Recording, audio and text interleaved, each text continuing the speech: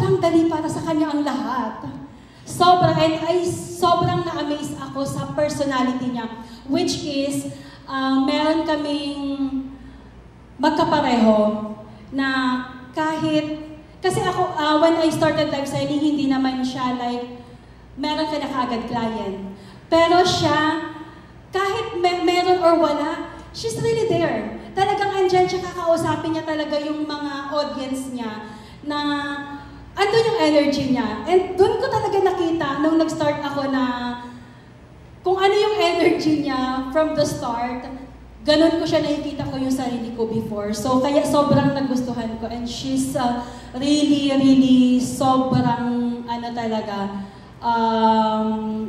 genuine. Sobrang totoo niya talaga. And of course, bukod kay Rona, bukod sa seller, sobrang, as you can see, diba? Kakaiba sila. The jewelry, meron silang crown. Meron silang mga logo na crown. Pero si Sephira, they have their own unique, very, very unique na mga logo and the brand. So, nakita ko talaga na kapag andun yung partnership with the Amara, mas mag-guide ko talaga na mas mapalaki si Sephira. And sobrang grateful ako na nangyari itong araw na to. Thank you. Ngunit tanong ko po kay Miss Rona, coming from Mr. Ian, na kayo pinakamagaling na seller na nakita niya. And even from the stage kanina when you were giving your keynote, sabi ko, grabe yung enthusiasm niya, yung passion niya, kahit sa malayo ramdam mo. And alam ko you've been doing this for a long time. How do you keep that fire burning all these times? Actually, for me, to be honest, live selling, I've only been doing it for almost 3 months. Oh, so...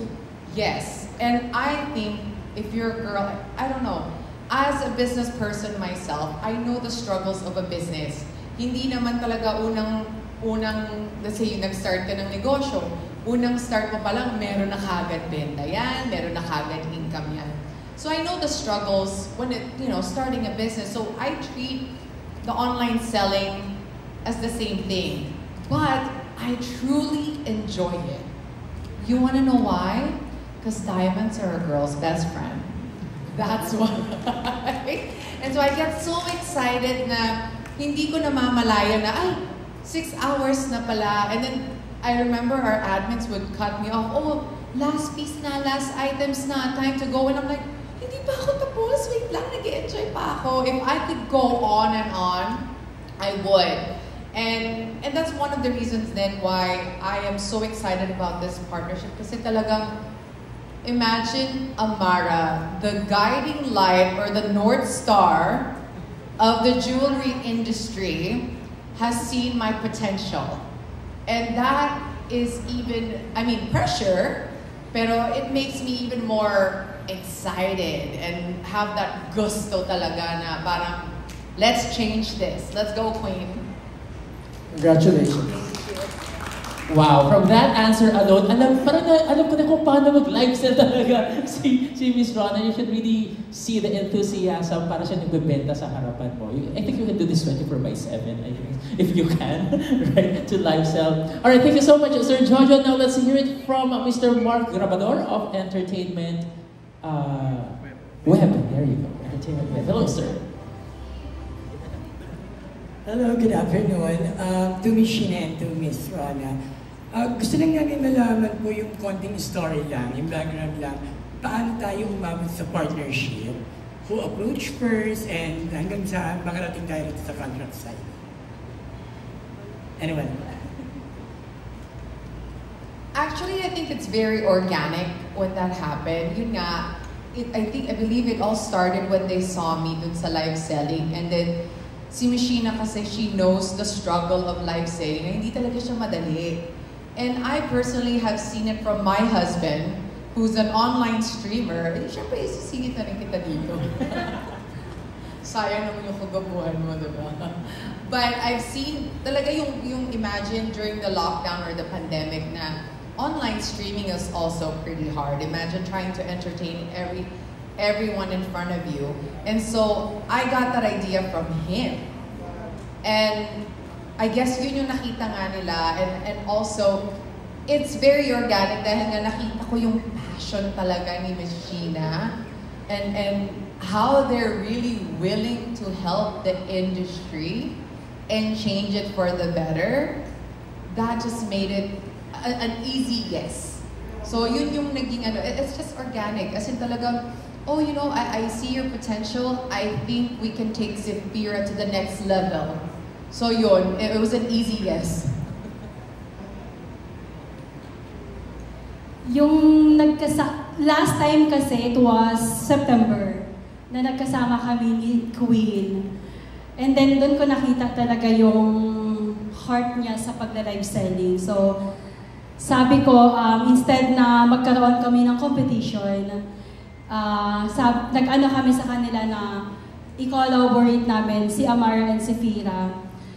So, may, ano kasi yun eh, it's not like, kung makikita niyo si Queen, she's a very English. Sobrang English niya, which is sobrang layo sa personality ko.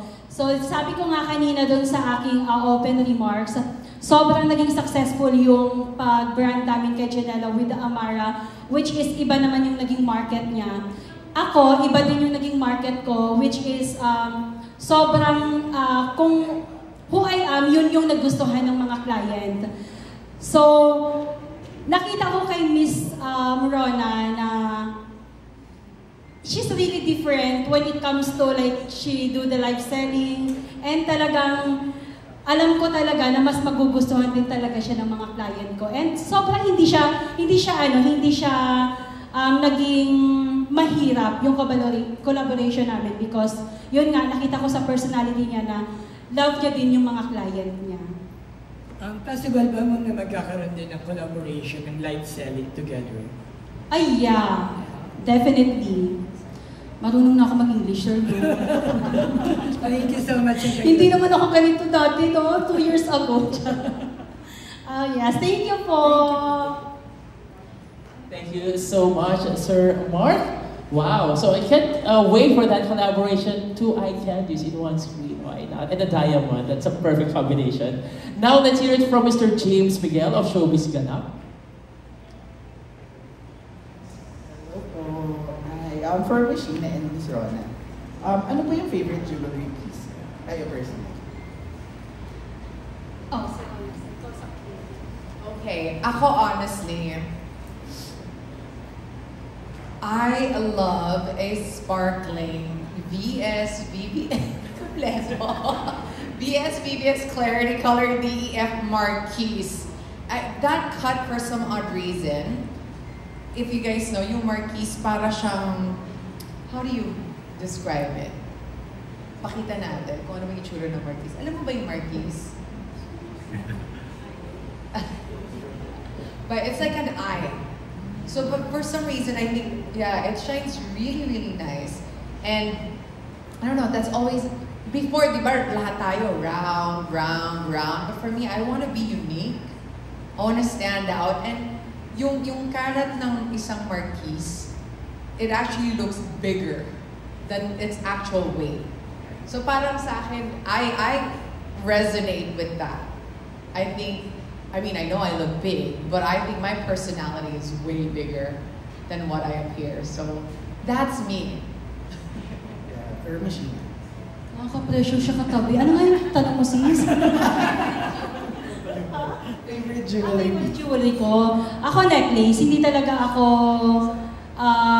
parang hubad ako kapag wala yung necklace ko. And of course, yung mga other bracelet ko, kasi yun yung talagang sobrang, when you have that kasi, parang, na siya parang you don't have to be like, hindi mo na kailangan talagang magbihis ng sobra. Pag meron ka ng jewelry na yan, you have that confidence already. Follow-up lang, may plan ba kayo na gumawa ng parang collection or isang set na kayo ng dalawa? Like, yung nag-design and all. Yes, why not? Actually, meron na po. Opo. But we have the plan already. Yeah. Wow. Ay, physical store, meron ba? Physical store is soon to open on BGC. Yes, opo. Thank you po. Thank you so much, James. Now, let's have Nas Tabares from Hype Manila and Pelikula Mania.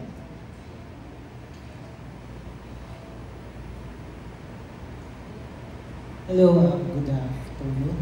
Kay Miss Marna first. Ano yung